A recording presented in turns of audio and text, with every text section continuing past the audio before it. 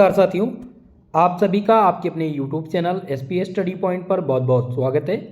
आज की ये class BSc second year fourth semester के छात्र छात्राओं के लिए है, जिसमें दोस्तों आज हम बॉटनी सेकेंड यूनिट के मोस्ट इम्पॉर्टेंट ऑब्जेक्टिव टाइप प्रश्नों पर चर्चा करने वाले हैं। ऐसे छात्र छात्राएं जिनका इस सत्र का एग्जाम OMR सीट पर होना है, उन सभी के लिए आज की ये वीडियो खासकर महत्वपूर्ण होगी। इसके पहले वाले लेक्चर में हमने यूनिट नंबर फर्स्ट के ऑब्जेक्टिव प्रश्नों को डिस्कस किया था, जो हिंदी और इंग्लिश दोनों लैंग्वेज में था। आज हम सेकेंड यूनिट, जिसका नाम है botany of oils, fibre, timber and yielding plants और डाई के महत्वपूर्ण ऑब्जेक्टिव टाइप प्रश्नों पर चर्चा करेंगे। ये क्लास भी आपको हिंदी और इंग्लिश दोनों लैंग्वेज में मिलेगी। चलिए दोस्तों, वीडियो को स्टार्ट करते हैं। सभी लोग वीडियो को लाइक शेयर कर दीजिएगा। जो हमारे इस चैनल पर नए हैं, चैनल को सब्सक्राइब कर लीजिए। पहला प्रश्न यहाँ पर है, cotton, wool, silk are example of, यानी कि कपास, ऊन, रेशम किसके एग्जाम्पल हैं। आपके ऑप्शन दिए गए हैं plant fibre, animal fibre, natural fibre और सिंथेटिक फाइबर। तो आपको बता दें, कॉटन, वूल, सिल्क ये जो एग्जाम्पल हैं वो किसके, प्राकृतिक यानी नेचुरल फाइबर के एग्जाम्पल हैं। ऑप्शन सी इसमें आपका करेक्ट उत्तर हो जाएगा, प्राकृतिक फाइबर। ओके, ये पहले प्रश्न का उत्तर है। दूसरा प्रश्न है, जिसमें पूछा गया है कि cotton, jute and coconut fibre are example of, कपास, जूट और नारियल के रेशे किसके उदाहरण हैं। तो आपको ध्यान रखना है, कपास, जूट और नारियल के रेशे उदाहरण है संयंत्र फाइबर के, यानी कि प्लांट फाइबर के। ये किसके, प्लांट फाइबर के एग्जाम्पल हैं, यानी कि आपका ऑप्शन नंबर ए इसमें करेक्ट उत्तर हो जाएगा, सही जवाब हो जाएगा। नेक्स्ट क्वेश्चन है, wool, silk, wool and silk are example of, ऊन और रेशम के किसके एग्जाम्पल हैं, plant fibre, animal fibre, natural fibre या फिर सिंथेटिक फाइबर। तो आपको बता दें ये किसके फाइबर हैं, ऊन और रेशम, ये दोनों पशु फाइबर के संबंधित आते हैं। अगर हम इनको आप तीनों को कंप्लीट देखा जाए, ऊन और रेशम को हम कंप्लीटली देखें तो हम इसको प्राकृतिक फाइबर के अंतर्गत भी लिख सकते हैं, लेकिन यहाँ पर रेशम आ जाता है, सिल्क आ जाता है, तो ये सब एक प्रकार के नेचुरल तो हैं, लेकिन ये पशु फाइबर के अंतर्गत भी आएंगे। अगर ऑप्शन में प्राकृतिक फाइबर है तो ये डिपेंड करता है कि आपकी यूनिवर्सिटी कौन से आंसर को टिक करेगी। वैसे मेरे हिसाब से ऊन और रेशम, प्राकृतिक फाइबर और पशु फाइबर, ये दोनों आपका ऑप्शन सही है। चलिए नेक्स्ट प्रश्न देखते हैं। आपका अगला प्रश्न है, which of the following fibre is called the vegetable fibre, निम्नलिखित में से किस फाइबर को वनस्पतिक फाइबर कहा जाता है। आपके ऑप्शन दिए गए हैं, cotton, wool, jute, none of above, यानी कपास, ऊनी, जूट और उपरोक्त में से कोई नहीं। तो आपको ध्यान देना है कि इनमें से वनस्पतिक फाइबर, वनस्पति ऊनी को ऊन, जूट, अब यहाँ पर वनस्पति की बात हो रही है तो यहाँ पर आपको समझना है कि वनस्पतिक फाइबर किसे कहते हैं। आपको ध्यान रखना है, कॉटन और जूट जो हैं ये क्या हैं, ये वेजिटेबल फाइबर के अंतर्गत आते हैं, इसीलिए यहाँ पर आपका ऑप्शन हो जाएगा नन ऑफ अबव। ये इसलिए होगा क्योंकि यहाँ पर अगर ए और सी दोनों दिया होता तो आपका ये ऑप्शन सही होता, ठीक है। लेकिन आपको ध्यान देना है, आपको याद रखना है, वेजिटेबल फाइबर अगर पूछा जाएगा तो कॉटन और जूट ये आपके वेजिटेबल्स फाइबर्स के अंतर्गत आते हैं, ठीक है। तो करेक्ट उत्तर हो जाएगा इसमें ए और सी, दोनों आपके करेक्ट उत्तर हो जाए। ऊल जो आता है ये किसके अंतर, पशु फाइबर के अंतर्गत, यानी ऊन की बात करें तो ये आपको कहाँ से प्राप्त होता है, ये आपको प्राप्त होता है पशुओं से, ठीक है। नेक्स्ट प्रश्न देखिए, क्वेश्चन नंबर 5, जिसमें पूछा गया है, क्वेश्चन नंबर 6 से दिया गया है कि which of the following plant fibre is obtained from the vegetables, निम्नलिखित में से कौन सा पादप रेशे सब्जियों से प्राप्त होते हैं। बहुत ही आसान सा प्रश्न है और महत्वपूर्ण प्रश्न है, ठीक है। पहला यहाँ पर दिया गया है कायर, जूट, गांजा या उपरोक्त सभी, ठीक है। अब यहाँ पर आपको समझने की बात है कि वेजिटेबल की बात यहाँ पर हो रही है, तो यहाँ पर हम जूट की बात करें और कोर की बात करें, यानी कि इसको कहेंगे कायर, ठीक है। कायर की बात करें तो आपको जो पादप रेशे जो सब्जियों से प्राप्त होते हैं उनको कायर कहा जाता है। ऑप्शन ए इसमें आपका करेक्ट उत्तर हो जाएगा। ओके, चलिए नेक्स्ट प्रश्न की ओर बढ़ेंगे। आपका अगला प्रश्न है क्वेश्चन नंबर 7, जिसमें दिया गया है कि which of the following plant fibre is known as the golden fibre, निम्नलिखित में से किस पौधे को पौधे के रेशे को गोल्डन फाइबर के रूप में जाना जाता है। गोल्डन फाइबर के रूप में आपको जूट मिलेगा। जूट यहाँ पर आपका करेक्ट आंसर हो जाएगा। सही उत्तर क्या हो जाएगा? जूट। ठीक है, यानी कि आपसे क्वेश्चन पूछा जाए कि किस पौधे के रेशे को हम गोल्डन फाइबर के नाम से जानते हैं, तो आपको जूट ऑप्शन याद रखना है कि जूट को हम गोल्डन फाइबर के नाम से जानते हैं। ऑप्शन नंबर 20 में आपका करेक्ट उत्तर हो जाएगा। नेक्स्ट प्रश्न देखते हैं, क्वेश्चन नंबर 8। आठवां प्रश्न है, which of the following state are known as the largest cotton producing crop. निम्नलिखित में से कौन सा राज्य सबसे अधिक कपास उत्पादक फसलों के लिए जाना जाता है। प्रश्न आपके ऑप्शन दिए गए हैं, पंजाब, गुजरात, राजस्थान या फिर ऑल ऑफ एबव। तो इनमें से आपको ध्यान रखना है ऑल ऑफ एबव, उपरोक्त सभी आपका करेक्ट उत्तर होगा। यहाँ पर सभी राज्यों में यानी पंजाब, गुजरात और राजस्थान में लगभग कपास की जो उत्पादकता है वो अधिक है, इसलिए आपका डी ऑप्शन यहाँ पर करेक्ट ऑप्शन होगा। नेक्स्ट प्रश्न है question number 9। Which of the following is a synthetic fibre. निम्नलिखित में से कौन सा एक सिंथेटिक फाइबर है। ऑप्शन दिए गए हैं आपके, nylon, rayon, polyester, all of above. चलिए सभी लोग आंसर करने का प्रयास कीजिए। तो इनमें से सभी एक प्रकार के क्या हैं, ये सभी एक प्रकार के सिंथेटिक फाइबर हैं। ऑप्शन डी इसमें आपका करेक्ट उत्तर हो जाएगा। नायलॉन, रेयॉन और पॉलिएस्टर ये क्या है, ये सभी सिंथेटिक फाइबर के अंतर्गत आते हैं, इसलिए ऑप्शन नंबर डी आपका करेक्ट उत्तर हो जाएगा। नेचुरल फाइबर पूछा जाता तो नेचुरल फाइबर के अंतर्गत कॉटन, वूल, सिल्क ये सभी क्या आ जाते हैं, नेचुरल फाइबर्स आते हैं। ठीक है, अगर एनिमल फाइबर पूछा जाएगा तो एनिमल फाइबर में आप याद रखेंगे, क्या याद रखेंगे, वूल को एनिमल फाइबर के अंतर्गत रखा जाता है। ठीक है, चलिए नेक्स्ट क्वेश्चन देखते हैं। आपका अगला प्रश्न दिया गया है क्वेश्चन नंबर 10, जिसमें पूछा गया है कि which is a natural fibre. इनमें से कौन सा एक प्राकृतिक फाइबर है। प्राकृतिक फाइबर आपको बताना है। तो पहला ऑप्शन दिया गया है सिल्क, दूसरा दिया गया है nylon, rayon, all of these. तो इनमें से आपका सिल्क वाला ऑप्शन यानी ऑप्शन ए इसमें करेक्ट उत्तर हो जाएगा। सिल्क जो है ये आपका क्या है, ये नेचुरल फाइबर है, जिनमें से आपका नायलॉन और रेयॉन ये आ जाता है सिंथेटिक फाइबर के अंतर्गत, इसलिए ऑप्शन ए इसमें करेक्ट उत्तर होगा। चलिए नेक्स्ट प्रश्न देखते हैं, क्वेश्चन नंबर 11 नंबर प्रश्न है, जिसमें पूछा गया है the cloth are made up of thinner and thinner strands called. कपड़े पतले और पतले धागों से बने होते हैं। जो कपड़े होते हैं वो पतले धागों से बने होते हैं, जिनको क्या कहा जाता है, जिनको यम कहा जाता है या फिर थ्रेड्स कहा जाता है या फाइबर कहा जाता है या फिर फैब्रिक कहा जाता है। यानी यम, धागा, फाइबर और कपड़े। चलिए तो उत्तर कीजिएगा। तो ये आपको ध्यान रखना है कि इनको क्या कहा जाता है, इनको फाइबर कहा जाता है। जो कपड़े होते हैं पतले फाइबर यानी पतले धागे जो होते हैं कपड़े में, उनको फाइबर कहा जाता है। ऑप्शन नंबर सी आपका करेक्ट उत्तर हो जाएगा। आजकल एक नई टेक्नोलॉजी लॉन्च हुई है, जैसे केला का आप देख रहे हैं पौधा, ठीक है, केले का जो पेड़ होता है वो तना होता है ना, उसका भी अब रेशम यानी कि उसका भी फाइबर निकाला जा रहा है और उससे भी अब हम कपड़ा बनाने का उपयोग कर रहे हैं। विभिन्न प्रकार की फैक्ट्रियाँ उसका प्रयोग कर रही हैं। ठीक है, चलिए नेक्स्ट प्रश्न देखते हैं, क्वेश्चन नंबर 12। आपका अगला प्रश्न है 12 नंबर, जिसमें है कि separation of fibre of cotton from its seed is known as. यानी कि कपास के रेशों को उसके बीजों से अलग करना, ये क्या कहलाता है। इनको हम क्या कहते हैं, तो इनको हम जिंकिंग कहते हैं। क्या कहते हैं, इनको जिंकिंग कहा जाता है। यानी कि separation of fibre of cotton from its seed is known as ginning. यानी कपास के रेशों को उनके बीजों से अलग करना जो कहलाता है, उनको हम जिंकिंग कहते हैं। ऑप्शन डी इसमें आपका करेक्ट उत्तर होगा।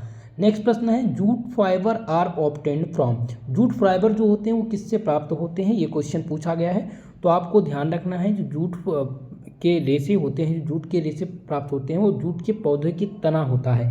क्या होता है, जूट के पौधे का तना होता है। Steam of jute plant, jute fibre obtained from steam of jute plant, इसलिए ऑप्शन नंबर ए इसमें आपका करेक्ट उत्तर हो जाएगा। स्टीम ऑफ जूट प्लांट सही उत्तर होगा। नेक्स्ट प्रश्न देखते हैं, क्वेश्चन नंबर 14। अगला प्रश्न है, number of yarn used to make the fabric by the weaving and knitting are. ठीक है, क्वेश्चन कह रहा है कि बुनाई और धुनाई द्वारा कपड़े बनाने के लिए इस्तेमाल किए जाने वाले जो रतालू की संख्या है वो क्या है। ऑप्शन यहाँ पर दिए गए हैं दोस्तों। आपके ऑप्शन क्या कह रहे हैं कि प्रत्येक मामले में यम के 2 सेट, या फिर प्रत्येक मामले में यम के 1 सेट, या आप प्रत्येक रतालू के 2 सेट बुनाई में और एकल बुनाई में। तो आपको यहाँ पर ऑप्शन सी टिक करना है कि 2 set of yarns is the weaving and single of knitting. Option C इसमें आपका करेक्ट उत्तर हो जाएगा। चलिए नेक्स्ट प्रश्न देखते हैं। क्वेश्चन नंबर 15 नंबर प्रश्न है कि weaving of fabric is done by, कपड़े की बुनाई किसमें की जाती है। जो कपड़े की बुनाई होती है वो किसमें की जाती है, उसको हम क्या कहते हैं, तो उसको हम दोनों मेथड से कहते हैं, हैंडलूम और पावरलूम, दोनों मेथड से हम कपड़ों की बुनाई करते हैं। ऑप्शन ए और बी दोनों इसमें सही है, इसलिए ऑप्शन सी इसमें आपका करेक्ट उत्तर होगा। दोस्तों वीडियो पसंद आ रही हो प्लीज़ वीडियो को लाइक शेयर करते रहिएगा। हमारे जो भी चैनल पर नए हैं चैनल को सब्सक्राइब कर लीजिए ताकि सभी को क्लास का नोटिफिकेशन टाइमली मिलता रहे और आप सब क्लास अटेंड कर पाएँ। ऑब्जेक्टिव की क्लास स्टार्ट कर दी गई है और जल्द ही आपका पूरा कोर्स कंप्लीट हो जाएगा। मॉडल सॉल्व पेपर आपको 100 प्रश्नों का मैं आपको प्रोवाइड करा दूंगा। चलिए क्वेश्चन नंबर 16 है, which one of the spinning device, इसमें से पूछा गया स्पिनिंग डिवाइस कौन सा है। तो आपको ध्यान रखना है यहाँ पर आपको ऑप्शन नंबर ए यानी कि टकली और चरखा ये दोनों क्या हैं, ये एक प्रकार के स्पिनिंग डिवाइस हैं, इसलिए ऑप्शन नंबर डी इसमें आपका करेक्ट उत्तर होगा। ए और सी इसमें आपका करेक्ट उत्तर हो जाएगा। नेक्स्ट प्रश्न है, which of the following is a plant fibre, इनमें से कौन सा एक प्लांट फाइबर है, निम्नलिखित में से कौन सा पादप रेशा है। तो पादप रेशा में आपको क्या ध्यान रखना है, कपास क्या है, एक प्रकार का पादप रेशा है यानी कॉटन इसमें करेक्ट उत्तर होगा। ठीक है, which of the following is a plant fibre, तो कॉटन आपको याद रखना है, कॉटन क्या है यानी कपास जो है ये आपका प्लांट फाइबर है। अगला प्रश्न देखते हैं क्वेश्चन नंबर 18 जिसमें है the right time of cut jute plant is, jute के पौधों को काटने का सही समय क्या है। तो जूट को जो काटने का सही समय होता है उसको हम कहते हैं फ्लावरिंग स्टेज, क्या कहते हैं, फ्लावरिंग स्टेज कहते हैं, यानी ऑप्शन नंबर सी आपका सही उत्तर हो जाएगा, यानी फूल चरण में हम जूट के पौधे की कटाई करते हैं। ठीक है, ऑप्शन सी इसमें करेक्ट उत्तर होगा। नेक्स्ट प्रश्न देखते हैं क्वेश्चन नंबर 19 नंबर प्रश्न है, which of the following defect occur in the seasoning process of would, यानी कि लकड़ी की मसाला प्रक्रिया में निम्नलिखित में से कौन सा दोष होता है। तो इनमें कौन सा दोष होता है, इनमें दोष होता है दोस्तों एक धनुष यानी बो जिसे कहते हैं, क्या कहते हैं इसको, इंग्लिश में बो कहते हैं, हिंदी में एक धनुष कहते हैं। ऑप्शन ए इसमें आपका करेक्ट उत्तर हो जाएगा। नेक्स्ट प्रश्न देखते हैं, आपका अगला प्रश्न है क्वेश्चन नंबर 20 जिसमें पूछा गया है which of the following statement about dried red rot is not correct. ठीक है, क्वेश्चन यहाँ पर है कि शुष्क सड़ांग के बारे में निम्नलिखित में से कौन सा कथन सही नहीं है। अब ये क्वेश्चन आपको थोड़ा सा ध्यान देना होगा क्योंकि यहाँ पर बहुत सारे स्टूडेंट क्या होते हैं गलती कर देते हैं वो क्वेश्चन को समझने में। क्वेश्चन दिया रहता है कि इनमें से कौन सा स्टेटमेंट सही नहीं है, किसके संबंध में, सड़ांग यानी कि ड्राई रॉट के संबंध में कौन सा कथन सही नहीं है। और कभी कभी क्या होता है कि आप सत्य कथन को असत्य बता देते हैं, यही गलती कर देते हैं। थोड़ा सा आपको क्या करना है, क्वेश्चन को ध्यानपूर्वक पढ़ना है। तो चलिए देखते हैं इसका उत्तर क्या होगा। तो इसमें से आपको ड्राई रूट का ऑप्शन बताना है कि कौन सा करेक्ट नहीं है। तो ऑप्शन ए इसमें आपको ध्यान रखना है कि unseasoned soft wood can not be easily attacked by dry rot. Okay, option A इसमें आपका करेक्ट उत्तर है। नेक्स्ट क्वेश्चन है क्वेश्चन नंबर 21 जिसमें पूछा गया है कि chair and deodar are example of hardwood while oak and sal are example of soft wood. आपको बताना है चीड़ और देवदार दृढ़ लकड़ी के उदाहरण हैं जबकि ओक और साल जो है ये सॉफ्ट वुड के उदाहरण हैं। क्या ये सत्य कथन है या फिर असत्य है, या झूठ है या फिर सही है। तो आपको ध्यान रखना है ये फॉल्स है। ठीक है, चीड़ और देवदार जो है वो दृढ़ लकड़ी के उदाहरण, जबकि ओक और जो साल है वो सॉफ्ट वुड है। ये दोनों क्या है, ये सभी क्या है, ये एक प्रकार के दृढ़ लकड़ी हैं, सॉफ्ट नहीं है इनमें से कोई भी।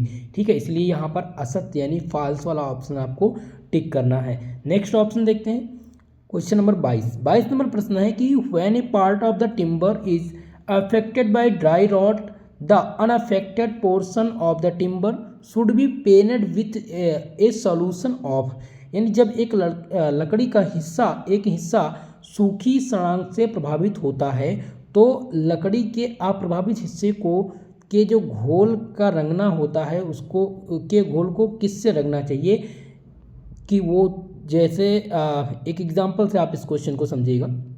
ये मान लीजिए एक तना है, लकड़ी है, ठीक है, इसका एक हिस्सा यानी ये वाला तना जो है वो सड़ांग से प्रभावित यानी कि सड़ रहा है यानी सूख रहा है। ठीक है, क्या हो रहा है कि ये सूख रहा है, तो इसके अप्रभाव यानी कि इसके जो प्रभाव को रोकने के लिए हमें किस घोल को लगाना चाहिए, यानी कि इस तने पर अगर हम लगाएंगे, ये अभी ये सड़न पैदा हुई तो अब क्या होगा कि ये धीरे धीरे क्या होगा, ये सूखता जाएगा और ये भी सूखने लगेगा। तो इसके बचाव के लिए हमें इस पौधे में या इस प्लांट में, इस लकड़ी में हमें क्या लगाना चाहिए, aluminium nitrate, silver nitrate, copper sulphate या फिर लीड एसीटेट। तो इसमें हम कॉपर सल्फेट लगाएंगे। क्या लगाएंगे, कॉपर सल्फेट लगाएंगे इसके रेड रॉट को रोकने के लिए। ऑप्शन नंबर सी इसमें आपका करेक्ट उत्तर हो जाएगा।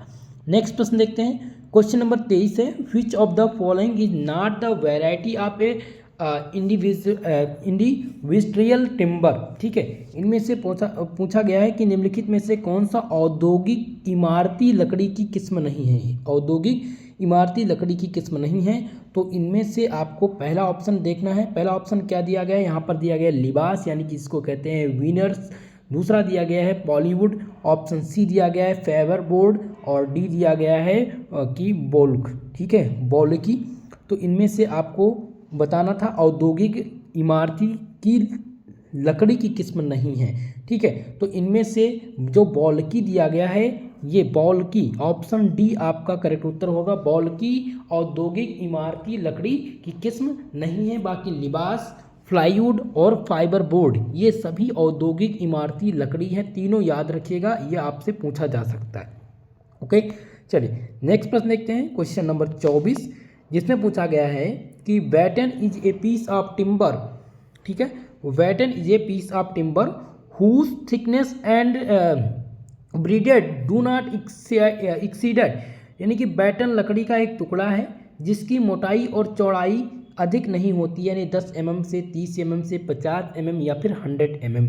तो इसकी जो चौड़ाई होती है वो 50 mm से अधिक नहीं होती है। ठीक है, ऑप्शन नंबर सी इसमें आपका करेक्ट उत्तर हो जाएगा। नेक्स्ट प्रश्न है क्वेश्चन नंबर 25, जिसमें दिया गया है कि which of the following statement about the Pollywood is not true. इनमें से कौन सा पॉलीवुड के सफिक्स में सही नहीं है। ठीक है, ये कथन बताना है, यानी कि फ्लाईवुड के बारे में निम्नलिखित में से कौन सा कथन असत्य नहीं है।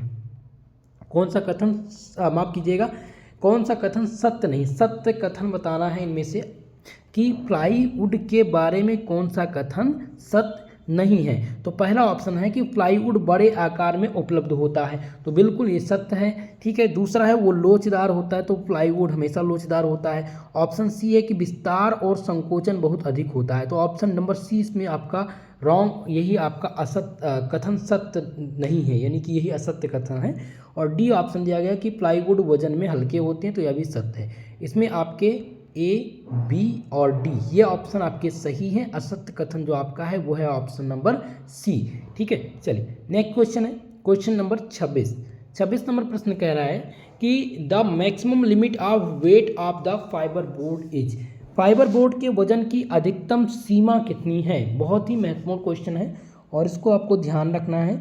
तो फाइबर बोर्ड के वजन की जो अधिकतम सीमा है वो 960 किलोग्राम मीटर है। ठीक है, ऑप्शन नंबर ए इसमें आपका करेक्ट उत्तर होगा। नेक्स्ट प्रश्न देखते हैं, आपका अगला क्वेश्चन है which of the following is available under the trade name such as the Sunmica, sunglass और फार्मिका। ठीक है, यानी कि निम्नलिखित में से कौन सा व्यापार नाम जैसे फार्मिका, सनमाइका, सनग्लास इत्यादि के तहत उपलब्ध है। ऑप्शन ए दिया गया फाइबर बोर्ड, लिबास या फिर इंग्रेड टिम्बर या फिर कांग्रेग टिम्बर। तो इनमें से सही उत्तर आपका क्या हो जाएगा, करेक्ट उत्तर जो हो जाएगा वो हो जाएगा इम्प्रेग टिम्बर। इम्प्रेग टिम्बर को क्या कहते हैं, इम्प्रेग टिम्बर को हम कहते हैं सनमाइका, सनग्लास और फर्माइका जैसे व्यापार, ये इनके नाम हैं। ऑप्शन सी इसमें आपका करेक्ट उत्तर होगा। अगला प्रश्न है question number 28, timber which is the mostly use in the engineering purpose belong to the indigenous tree. इमारती लकड़ी जो ज़्यादातर इंजीनियरिंग उद्देश्यों के लिए उपयोग किया जाता है, अंतर्जात पेड़ों से संबंध है। ये कथन सत्य कह रहा है या फिर ये झूठा है। तो इसमें आपको ध्यान रखना है ये असत्य कथन है। ठीक है, जो इमारती लकड़ी है, टिम्बर प्लांट जो हैं वो ज़्यादातर इंजीनियरिंग उद्देश्यों के लिए उपयोग तो किए जाते हैं, लेकिन इनके जो ये बिलोंग है वो इंडिजीनियस ट्री से बिलोंग करते हैं, ये कथन असत्य है। यूज तो किया जाता है इंजीनियरिंग पर्पस के लिए, लेकिन ये अंतर्जनस यानी इंडोजीनियस ट्री से संबंधित नहीं है, इसलिए ऑप्शन फॉल्स हो जाएगा। ये डी वाला आपका ऑप्शन सही होगा। ठीक है, 29 नंबर प्रश्न देखते हैं। क्वेश्चन नंबर 29 है कि is the process of removing producing fibre from the iron, सूत के उभरे हुए रेशों को हटाने की प्रक्रिया को क्या कहते हैं? सूत के उभरे हुए रेशे को हटाने की प्रक्रिया को हम क्या कहते हैं? तो इसको क्या कहते हैं? इसको हम सिंगिंग कहते हैं। क्या कहते हैं? इसको सिंगिंग कहा जाता है। ऑप्शन नंबर सी यहाँ पर आपका करेक्ट हो जाएगा। यानी singing is the process of removing the producing fibre from the, जिसको आयरन कहते हैं, क्या कहते हैं? यर्न कहते हैं, जिसे सूत कहते हैं। हिंदी में क्या कहते हैं? सूत कहते हैं यर्न को। ओके, ऑप्शन नंबर 20 में आपका करेक्ट उत्तर हो जाएगा। नेक्स्ट प्रश्न देखते हैं, क्वेश्चन नंबर 30, जिसमें पूछा गया है the first process of the application of wet dye is, wet dye लगाने की पहली प्रक्रिया क्या है? तो वेट डाई को लगाने की जो पहली प्रक्रिया है उसको हम वेटिंग कहते हैं। The first process of application of wet dye is the wetting. Option number 20 में आपका करेक्ट उत्तर हो जाएगा, सही जवाब हो जाएगा। चलिए नेक्स्ट प्रश्न की ओर। आपका अगला प्रश्न है कि सल्फर रंजक तनु जलीय के साथ उपचार द्वारा पानी में घुलनशील ल्यूको रूप में परिवर्तित हो जाते हैं, उसको क्या कहते हैं? सोडियम कार्बोनेट, सिरका अम्ल, सोडियम सल्फाइड या सोडियम बाइकार्बोनेट। तो इनमें सही उत्तर हो जाएगा सोडियम कार्बोनेट। सल्फर रंजक तनु जलीय सोडियम कार्बोनेट के साथ उपचार द्वारा पानी में घुलनशील ल्यूको रूपों में परिवर्तित हो जाते हैं, इसलिए ऑप्शन ए इसमें आपका करेक्ट उत्तर होगा। चलिए नेक्स्ट क्वेश्चन देखते हैं, क्वेश्चन नंबर 32, जिसमें दिया गया the bleaching of cotton is done by done to remove, यानी रुई का विरंजक हटाने के लिए क्या किया जाता है? तो रुई के जो विरंजक हैं, रुई का जो विरंजक है उसको हटाने के लिए हम क्या करते हैं? हम नेचुरल कलरिंग मैटर के द्वारा हम उसको हटाते हैं। प्राकृतिक रंग पदार्थ के द्वारा रुई का विरंजन जो हटाने के लिए किया जाता है वो प्राकृतिक रंजक पदार्थ के द्वारा किया जाता है। ऑप्शन नंबर 20 में आपका करेक्ट उत्तर हो जाएगा। नेक्स्ट प्रश्न दिया गया है जिसमें है कि degumming is done by cotton, silk या फिर लिनन या फिर जूट, जिसे सनी कहते हैं हिंदी में, और इंग्लिश में कहा जाता है इसको लिनन। ठीक है, तो इसमें आपको क्या ध्यान रखना है? ऑप्शन नंबर कौन सा सही होगा? इसमें हो जाएगा सिल्क आपका करेक्ट उत्तर हो जाएगा, यानी रेशम आपका करेक्ट उत्तर होगा। ठीक है, degumming is done by silk. Okay, option number B आपका इसमें करेक्ट उत्तर है। क्वेश्चन नंबर 34 दिया गया है जिसमें पूछा गया है कि are the use to linking to shape of the main stencil while the cutting a perfect circle of a complete outline on the stencil। ठीक है, यानी दिया गया है कि किसका उपयोग आकृति को मुख्य स्टाइलसिल के जोड़ने के लिए किया जाता है, जबकि एक स्टाइलसिल पर एक परफेक्ट सर्कल या पूरी आउटलाइन को काट देते हैं। ऑप्शन यहाँ पर दिए गए हैं दोस्तों, नॉच, दूसरा है संबंध, सी दिया गया है तार, और डी दिया गया है कि यहाँ पर क्लिप्स के द्वारा। तो इसमें से सही उत्तर कौन सा हो जाएगा? तो इसमें आपका सही उत्तर हो जाएगा संबंध, आपका हो जाएगा टाइस। ठीक है, ऑप्शन 20 में करेक्ट उत्तर होगा। क्वेश्चन नंबर 35 है जिसमें पूछा गया है कि knowledge balance is use to determine, ज्ञान संतुलन का उपयोग निर्धारण करने के लिए किसका उपयोग किया जाता है? तो हम इसका काउंट ऑफ अर्न का उपयोग करते हैं, यानी सूत की गिनती के लिए। ज्ञान संतुलन का उपयोग निर्धारण करने के लिए हम किसका उपयोग करते हैं? सूत की गिनती के उपयोग करते हैं। ऑप्शन सी में आपका करेक्ट उत्तर हो जाएगा। नेक्स्ट प्रश्न दिया गया है क्वेश्चन नंबर 36 जिसमें है कि kier boiling is done on, kier उबाल पर किया जाता है। Kier boiling is done by cotton, rayon, nylon या फिर एरलिक। ठीक है, तो इसमें आपको सही उत्तर क्या हो जाएगा? यहाँ पर हो जाएगा कॉटन। ठीक है, kier boiling done on cotton, कपास, यानी कि कीर उबाल कपास पर किया जाता है। ऑप्शन ए इसमें आपका करेक्ट उत्तर हो जाएगा, सही जवाब हो जाएगा। मेरे प्यारे दोस्तों, आज की इस क्लास में हमने मोस्ट इंपॉर्टेंट MCQ प्रश्नों को यूनिट नंबर 2 से हम डिस्कस किए हैं। अगली क्लास में हम यूनिट नंबर 3 के मोस्ट इंपॉर्टेंट ऑब्जेक्टिव प्रश्नों को सम्मिलित करेंगे, जो लगभग 50 की संख्या में होंगे। यूनिट नंबर 3 आपका दिया गया है commercial production of flower vegetables and fruit, जिसमें हम पढ़ेंगे किसके बारे में, ग्रीन हाउस कल्टीवेशन के बारे में, जिसमें आपको पढ़ना है रोज़ के बारे में, tomato, bell pepper, cucumber, strawberry और हाइड्रोपोनिक सिस्टम के बारे में हमें पढ़ना है। ठीक है, तो यहाँ से मोस्ट इंपॉर्टेंट एमसीक्यूज बनते हैं। और यूनिट नंबर 4 जो आपका मोस्ट इंपॉर्टेंट है, जिसमें आपको पढ़ना है आईपीआर से संबंधित। आईपीआर बहुत महत्वपूर्ण है। आईपीआर ट्रेडिशनल नॉलेज, जिसमें आप पढ़ेंगे डब्ल्यूटीओ क्या होता है, डब्ल्यूआईपीओ क्या है, पेटेंट क्या होता है, फिर इसमें आप पढ़ेंगे टीआईएएफसी क्या है। ठीक है, जिसमें आपको जियोग्राफिकल इंडिकेशन के बारे में पढ़ना है। ट्रेडिशनल नॉलेज पढ़ेंगे, डिजिटल लाइब्रेरी के बारे में मोस्ट इंपॉर्टेंट ऑब्जेक्टिव प्रश्नों को हम सम्मिलित करेंगे। ठीक है, तो ये आपके मोस्ट इंपॉर्टेंट ऑब्जेक्टिव प्रश्न थे जिनका चर्चा हमने कर दिया। बाकी यूनिट नंबर 3 और यूनिट नंबर 4 कल और परसों की क्लास में हम कवर करने का प्रयास करेंगे। सेम इसी टाइम पर आप सबकी क्लास रहेगी। पीडीएफ नोट्स के लिए हमारे टेलीग्राम चैनल से जुड़ जाइए, जिसका नाम है एसपी स्टडी पॉइंट। आप एसपी स्टडी पॉइंट सर्च करेंगे, आपको मिल जाएगा चैनल, जहां से आप ज्वाइन कर सकते हैं क्लास को। ओके, इस पीडीएफ को प्राप्त कर सकते हैं, लिंक आपको डिस्क्रिप्शन बॉक्स में मिल जाएगा। तो दोस्तों आज के लिए बस इतना ही, मिलते हैं किसी नेक्स्ट वीडियो में, तब तक के लिए जय हिंद, जय भारत।